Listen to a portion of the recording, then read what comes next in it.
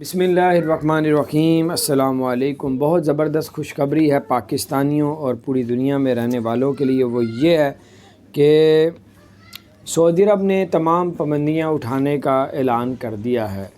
जितने कैफ़े थे, जितने रेस्टोरेंट थे और इस तरह की कोई भी चीज़ें थीं, तमाम चीज़ों में नहीं, तकरीबन 70 से 80% जो पाबंदियाँ लगाई हुई थी उसको उठाने का ऐलान सऊदी अरब ने कर दिया।